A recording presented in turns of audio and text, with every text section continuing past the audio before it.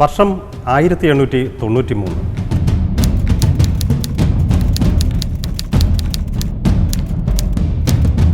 താഴ്ന്ന ജാതിക്കാർക്ക് സ്വപ്നത്തിൽ പോലും നടക്കാൻ കഴിയാതിരുന്ന തിരുവിതാംകൂറിലെ പൊതുവഴികൾ.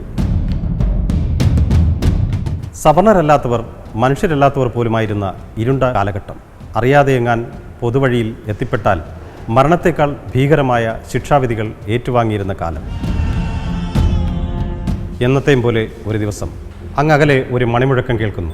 കരുത്തരായ 2 കാളകളെ കെട്ടിയ ഒരു വില്ലുവണ്ടി മണിമുഴക്കത്തോടെ തിരുവിതാംകൂറിലെ ചെമ്മൺ പാതയിലൂടെ ചീറിപ്പാഞ്ഞു വന്നു.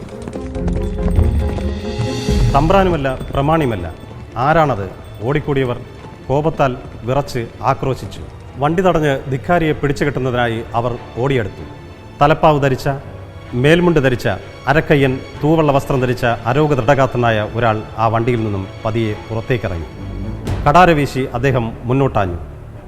പ്രമാണിമാരും ഗുണ്ടകളും നാലുപാടും ചിതറിയോടി. പിന്നീട് നടന്നത് ചരിത്രം.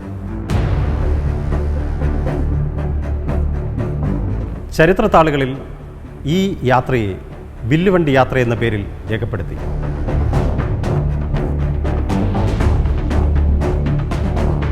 മഹാത്മാ അയ്യങ്കാളിയെക്കുറിച്ച് ഓർക്കുമ്പോൾ കസവ് കരയുള്ള തലപ്പാവും കറുത്ത മേൽക്കോട്ടും ധരിച്ച അരോഗ ദൃഢഗാത്രനെയാണ് നമുക്ക് ഓർമ്മ വരുന്നത്. മഹാത്മാ അയ്യങ്കാളി ശ്രീമൂലം പ്രജാസഭയിൽ ഏകദേശം 28 വർഷത്തോളം അംഗമായിരുന്നു. അദ്ദേഹം കോട്ട് ധരിച്ചുകൊണ്ടാണ് പ്രജാസഭയിൽ സംസാരിച്ചിരുന്നത്. മഹാത്മാ അയ്യങ്കാളിയുടെ ആ കോട്ട് കേരള നിയമസഭാ മ്യൂസിയത്തിൽ ഭദ്രമായി സൂക്ഷിച്ചിരിക്കുന്നു.